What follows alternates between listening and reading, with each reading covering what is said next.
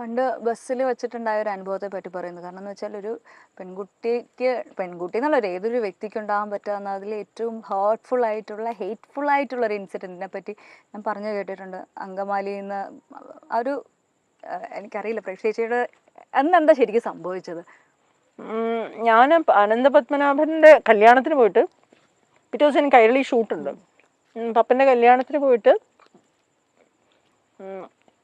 ബസ്സിൽ കയറി തിരുവനന്തപുരത്ത് നിന്ന് 12 മണിക്ക് ഉച്ചയ്ക്ക് 12 മണിക്ക് പാലക്കാട് നിന്ന് ബസ്സിൽ കയറിയതാണ്. അപ്പോൾ ഒരു അങ്കമാലി അടുപ്പിച്ച് ഒരു ബസ് എന്തോ ബ്രേക്ക് ഡൗൺ ആയിട്ട് ആ ബസ്സിലെ ആൾക്കാരും കൂടെ അതിനകത്ത് കയറി.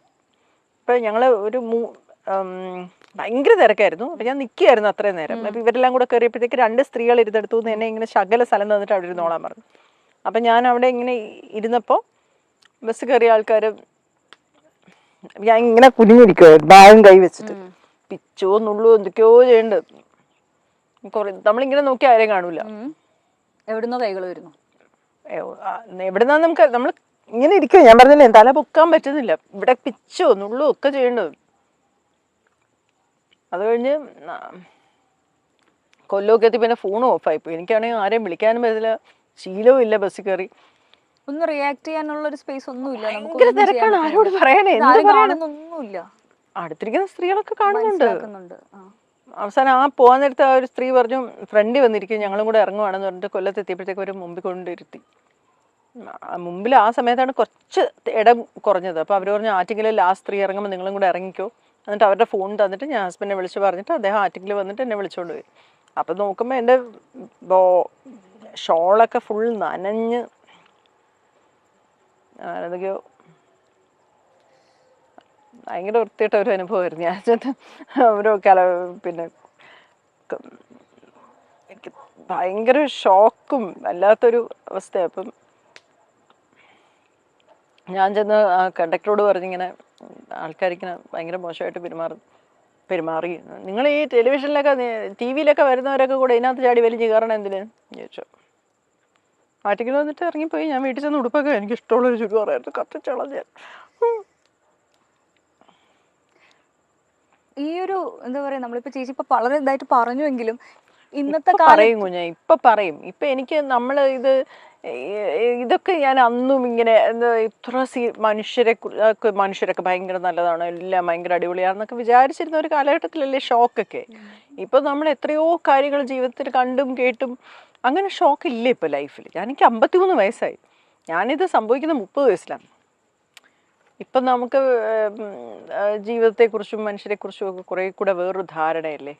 എനിക്കിപ്പോൾ അങ്ങനെ ആരെയും കുറ്റപ്പെടുത്തണം എന്നോ ചൂണ്ടി അയ്യേന്ന് ഷെയിം ചെയ്യണം എന്നോ ഒന്നും എനിക്ക് ആഗ്രഹമില്ല. കാരണം മനുഷ്യരൊരു സാഹചര്യത്തിൻ്റെ വിക്റ്റിമാണ്. എല്ലാവരും ചെയ്യുന്നത് കൊണ്ടാണ് അവരും ചെയ്യുന്നത്.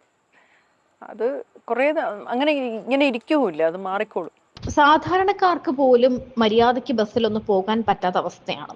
ആ സമയത്ത് ഈ ആർട്ടിസ്റ്റുകളൊക്കെ എങ്ങനെയായിരിക്കും ബസ്സിൽ പോകുക എന്ന് ചിന്തിച്ചിട്ടുണ്ടോ? അല്ലെങ്കിൽ ഒരു പൊതുജനങ്ങൾ നിറഞ്ഞ ഒരു സ്ഥലത്ത്, ഇന്നാണെങ്കിൽ ലുലു മോളിലും അങ്ങനെയുള്ള മോളുകളിലും പൊതുസ്ഥലങ്ങളിലും എല്ലാം തന്നെ ആർട്ടിസ്റ്റുകൾ സജീവമായി ഇറങ്ങി നടക്കാറുണ്ട്. അവരോട് ചിലപ്പോൾ ഒന്നൊരു സെൽഫി ചോദിക്കും, അങ്ങനെയൊക്കെയാണ്. എന്നാൽ ഇതിനു മുൻപ്, വർഷങ്ങൾക്ക് മുൻപ് ഒരു ആർട്ടിസ്റ്റ് ഒരു പൊതുജന തിരക്കിലോ അല്ലെങ്കിൽ നടു റോഡിലോ നഗരമധ്യത്തിലോ ഒക്കെ വന്നാൽ അവർക്ക് ചുറ്റും ആളുകൂടും, അവരോട് ചിലപ്പോൾ മോശമായി പെരുമാറും, അവരെ അനുവാദമില്ലാതെ തൊടാനൊക്കെ ശ്രമിക്കും.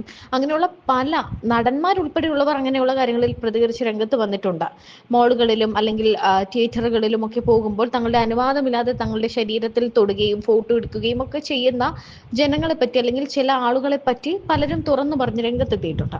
സാധാരണ ഒരുവിധം എല്ലാ പെൺകുട്ടികൾക്കും ബസ്സിൽ യാത്ര ചെയ്യുന്നവർക്ക് മോശം അനുഭവങ്ങൾ നിരവധി ഉണ്ടാകാറുണ്ട്. അതെല്ലാം ഒരു ട്രോമയായിട്ട് ചിലപ്പോഴേക്ക് മാറാറുമുണ്ട്. തനിക്കുണ്ടായ അത്തരത്തിലെ ഒരു വലിയ ട്രോമ, ഒരു അനുഭവത്തെ പറ്റി മാലാപാർവതി തുറന്നു പറഞ്ഞിരിക്കുകയാണ്. നമ്മുടെ ഈ സിസ്റ്റമാണ് മാറേണ്ടത് എന്നാണ് മാലാപാർവതി പറയുന്നത്. കാരണം ഇന്നാണ് നമുക്ക് ഇങ്ങനെ ഇരുന്ന് തുറന്നു പറയാൻ കൂടി പറ്റുന്നത്. നമുക്കിങ്ങനെ സംഭവിച്ചിട്ടുണ്ട്, അല്ലെങ്കിൽ നമ്മളെ ഇയാൾ ഇങ്ങനെ തൊടാൻ ശ്രമിച്ചു, നമുക്കൊരു മോശം അനുഭവം ഉണ്ടായി എന്ന് പൊതുജനത്തിൽ അല്ലെങ്കിൽ ഒരു സഭയിൽ നമുക്ക് പറയാൻ പറ്റുന്നുണ്ടെങ്കിൽ ആ കാലം അത്രയും മാറിയത് കൊണ്ടാണ്. ഇങ്ങനെ പറയാൻ പറ്റാത്തൊരു സാഹചര്യത്തിൽ ജീവിച്ച ആളുകളുണ്ട്.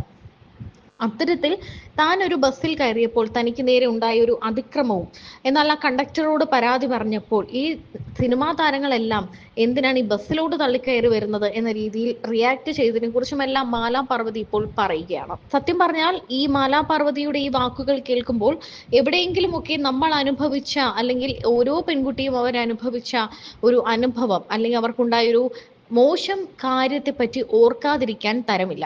സ്പെൻസർ ജംഗ്ഷൻ്റെ അവിടെ നിന്ന് ഗാന്ധി പാർക്ക് വരെയും അവിടെ നിന്ന് തമ്പാനൂർ വരെയാണ് നടന്നത്. എന്ത് മോശം അനുഭവമായിരുന്നു. എന്നോട് ജോൺ സാർ എവിടേക്കോ ഇരുന്ന് മനോരമേൻ്റെ ആൾക്കാർ വാച്ച് ചെയ്യുന്നുണ്ട്. ജോൺ സാർ എന്നെ വിളിച്ച് ചോദിച്ചു, പാർവതി മാല വല്ലതും ഇട്ടിട്ടുണ്ടോ, സ്വർണ്ണം വല്ലതും ഇട്ടിട്ടുണ്ടോ, പൊട്ടിക്കോ എന്നൊക്കെ. ഞാൻ സ്വർണ്ണമില്ല. ആൾക്കാരിങ്ങനെ സത്യം പറഞ്ഞാൽ ഗാന്ധി പാർക്കിൽ വെച്ച് എന്തോ ഒന്ന് സംഭവിക്കുക, അത്രയ്ക്ക് ഞാൻ ഭയന്ന് നിന്നപ്പോൾ പിന്നെ ന്യൂസ് ഇപ്പോഴത്തെ ജനറേഷനിൽ പല ആൾക്കാർക്കും അറിയണ്ടാവില്ല. ഞാൻ വായിച്ചിട്ടുണ്ട്, കാരണം ഞാൻ ട്രിവാൻഡ്രത്ത് തന്നെ ഉള്ള ഒരാളായിരുന്നു ആ സമയത്ത്. ചേച്ചിനെ പറ്റി അറിയുന്ന ഒരു വ്യക്തിയായിരുന്നു. അപ്പോൾ എനിക്ക് വായിച്ച ഓർമ്മയുണ്ട്, ഈ ന്യൂസിനെ പറ്റി നല്ല ധാരണയുണ്ട്. പക്ഷെ എന്തായിരുന്നു അന്ന് സംഭവിച്ചത് റോഡിൽ ഇറങ്ങി നടന്നപ്പോൾ? അല്ല, ആക്ച്വലി ഇങ്ങനെ റോഡിൽ നടക്കാനുള്ളൊരു സാഹചര്യം പറയാം. ഞാനന്ന് ഈ PR ചെയ്യുന്നെന്ന് ഞാൻ പറഞ്ഞല്ലോ. അപ്പം ഞാനിത് വാർത്തയുമായിട്ട് മനോരമയിൽ ചെന്നപ്പോഴത്തേക്ക് എൻ്റെ അടുത്ത് ജോൺ സാർ ഉണ്ടായിരുന്നു, P. കിഷോർ ഉണ്ടായിരുന്നു, അന്ന് ബിസിനസ് കൺസൾട്ടൻറ്റ്. ഇവർ രണ്ടൊരു മീറ്റിംഗിലായിരുന്നു. അപ്പോൾ ഇത് വാർത്തയൊന്നും അവിടെ വെച്ച് ഞാൻ പറഞ്ഞു, ഞാനിവിടെ വെച്ചിട്ട് ഞാൻ പോവാന്ന്, കമ്പനിയിൽ നിന്നുള്ള ന്യൂസ് അത് കൊടുക്കാൻ വേണ്ടി വന്നതാണ്. അപ്പം ഞാൻ പറഞ്ഞു ഞാൻ പോവാ, എനിക്ക് ഓട്ടോ വെയിറ്റ് ചെയ്ത്. 2 മിനിറ്റ് നിൽക്കേ. ഞാൻ പറഞ്ഞു ഇല്ല എനിക്ക് പോകണം, ഓട്ടോ വെയിറ്റ് ചെയ്യും. ഓട്ടോ പോയാൽ എന്താ? ഞാൻ പറഞ്ഞു അയ്യോ രാത്രി തമ്പാനൂർ വഴിയൊക്കെ ഇറങ്ങി നടന്നാലേ നല്ല ചേരായിരിക്കും, ഞാൻ പോട്ടെ, വിളിച്ചോളാം എന്ന് പറഞ്ഞിട്ട് ഞാൻ പോയി. അപ്പോൾ അവരെന്നെ വിളിച്ച് ചോദിച്ചു എന്തു പറഞ്ഞു 2 മിനിറ്റ് നിൽക്കാൻ പറ്റില്ല. അപ്പം പിറ്റേ ദിവസം ഞാൻ ഈ വാർത്തയുടെ ഫോളോ അപ്പിന് ചെന്നപ്പോഴത്തേക്ക് സാർ 2 മിനിറ്റ് നിൽക്കാൻ പറ്റില്ല, ഞാൻ അപ്പം തന്നെ ഇറങ്ങി വന്നില്ല, എന്തിനാ പോയി? ഞാൻ പറഞ്ഞു സാർ അത് ഇങ്ങനെ രാത്രി പോയാൽ എന്തോ സംഭവിക്കും? ഞാൻ പറഞ്ഞു സാർ ഭയങ്കര മോശമായുള്ള ചീത്ത സ്ത്രീകളായിട്ടാണ് നമ്മളെ ട്രീറ്റ് ചെയ്യുന്നതെന്ന്. അപ്പോൾ പറഞ്ഞു എന്നാൽ ഒരു ലെറ്റർ എഡിറ്ററിന് ഒരു കത്തെഴുത്താൽ. ഞാൻ പറഞ്ഞു സാർ എഴുതിക്കോ എന്ന് പറഞ്ഞു, ഞാൻ പറഞ്ഞായിട്ട് എഴുതിക്കോ എന്ന് പറഞ്ഞു. അപ്പം ഇങ്ങനെ അഭിസാരികളെ പോലെയാണ് സാധാരണ റോഡിൽ ഇറങ്ങി നടക്കുന്ന സ്ത്രീകളെ ട്രീറ്റ് ചെയ്യുന്നതെന്ന് ഒരു കത്ത് എഴുതിയതുപോലെ അവർ തന്നെ എഴുതി. അത് കഴിഞ്ഞ് അവർ എന്നെ വിളിച്ചു. എന്നിട്ട് പറഞ്ഞു ഞങ്ങൾ ഇങ്ങനെ പോലീസുമായിട്ട് ഡിസ്കസ് ചെയ്തു. അപ്പോൾ ഒരു ഷാഡോ പോലീസിങ് തുടങ്ങാൻ അവർ വില്ലിങ് ആണ്, പക്ഷെ നമ്മളിത് പ്രൂവ് ചെയ്യുകയാണെങ്കിൽ പാർവതിക്ക് എന്ത് ചെയ്യാൻ പറ്റും? ഞാൻ അന്നേ പറഞ്ഞു ഞാൻ പ്രൂവ് ചെയ്ത് തരാമെന്ന് പറഞ്ഞു. അപ്പോൾ പാർവതി അന്ന് പറഞ്ഞല്ലോ പ്രൂവ് ചെയ്യാൻ താല്പര്യമുണ്ടോയെന്ന്. ഞാൻ പറഞ്ഞു എന്താ ഞാൻ ചെയ്യേണ്ടത്? സാറ് ഞങ്ങളൊരു ലൊക്കേഷൻ തരാം, നിങ്ങൾ അതുവഴി നടക്ക്, അപ്പം ഞങ്ങൾ നിങ്ങളെ ഒബ്സർവ് ചെയ്യും, എന്തെങ്കിലും തരത്തിൽ എന്തെങ്കിലും പ്രോബ്ലം ഉണ്ടെന്നുണ്ടെങ്കിൽ പിന്നെ നമുക്കത് വാർത്തയാക്കണം. അപ്പം ഞാൻ പറഞ്ഞു ശരി, പക്ഷേ 2 കണ്ടീഷൻ. ഒന്ന്, ഈ നമ്മളോട് മോശമായിട്ട് പെരുമാറുന്നവരുടെ പടം ഇടരുത്. കാരണം അവരെ ഹേർട്ട് ചെയ്യാനോ അവരെ അറസ്റ്റ് ചെയ്യിപ്പിക്കാനോ അല്ല എൻ്റെ ഉദ്ദേശം. ഇങ്ങനൊരു പ്രോബ്ലം ഉണ്ടെന്ന് മാത്രമേ പ്രൂവ് ചെയ്യാവൂ. ഇനി അഥവാ ഇങ്ങനെ ഒന്നും നടന്നില്ലെങ്കിൽ അതും നമുക്ക് പറയണം. 2 പേര് സമ്മതിച്ചു, ശരി എന്ന് പറഞ്ഞു. അങ്ങനെ ആണ് ജനറൽ ഹോസ്പിറ്റലിൽ ഞങ്ങളൊരു ദിവസം തീരുമാനിച്ചിട്ട് ഞാൻ വീട്ടിൽ പോലും പറഞ്ഞില്ല, ആരോടും പറഞ്ഞില്ല, ഹസ്ബൻഡിനോട് ആരോടും പറഞ്ഞില്ല. ഞാൻ വൈകുന്നേരം ആയപ്പോഴത്തേക്ക് മനോരമ പോയി 7:45 ആയപ്പോഴത്തേക്ക് ഞങ്ങൾ അവിടെ നിന്ന്. പക്ഷെ അവർ എഴുതിയപ്പോൾ അവരുടെ ആർട്ടിക്കിളിൽ 10 മണിക്ക് ശേഷം നടന്നു എന്നൊക്കെ. ആക്ച്വലി അങ്ങനെയല്ല, ഞങ്ങളൊരു 7:30. അതിപ്പോൾ ഞാൻ ചോദിച്ചു സാർ എന്തിനാ നമ്മൾ 8 മണിക്ക് നടന്നിട്ട് സാർ 12 മണിക്ക് ശേഷം എഴുതി 11 മണിക്ക് എഴുതിയെന്ന്. അപ്പോൾ പറഞ്ഞു പാർവതി അത് ഇങ്ങനെയൊക്കെ എഴുതിയ നാട്ടുകാർ പേടിച്ചു പോകും, 8 മണിക്ക് തൊട്ട് 11 മണി വരെ നടക്കുന്നതിൻ്റെ ഇടയ്ക്ക് ഇങ്ങനെ സംഭവം. ഇപ്പം ഞാൻ 9:45 വീട്ടിൽ എത്തിയെന്ന്. 7 to 9:30 ഞങ്ങൾ നടന്നത്. അപ്പോൾ ആൾക്കാർ അപ്പം തൊട്ടേ നമ്മൾ ഫോളോ ചെയ്യുന്നുണ്ട്, അടുത്തൂടെ വന്ന് കമൻറ്റ് പറയുന്നുണ്ട്, വരുന്നോന്ന് ചോദിക്കുന്നുണ്ട്, അങ്ങനെ പല കാര്യങ്ങളും സംഭവിച്ചു. ഗാന്ധി പാർക്കിൽ വെച്ച് കുറേ ആൾക്കാർ ഇങ്ങനെ ട്രാക്ക് ചെയ്ത് ബൈക്കിലൊക്കെ ഇങ്ങനെ വരാൻ തുടങ്ങിയപ്പോഴത്തേക്കും എൻ്റെ വീട്ടിൽ പെയിൻ്റ് അടിക്കുന്ന പാപ്പച്ചൻ്റെ മോനുണ്ട്, വണ്ടി ബസ്സിൽ നിന്ന് ചാടി ഇറങ്ങി, എന്തോ ഇവിടെ നിൽക്കുന്നത്, ഈ നേരത്തെ ഇവിടെ നിന്നൂടാ, ബാ ഞാൻ വീട്ടിൽ കൊണ്ടാക്കാന്നൊക്കെ പറഞ്ഞ് പുള്ളി ചാടി ഇറങ്ങി. പറയാനും വയ്യ.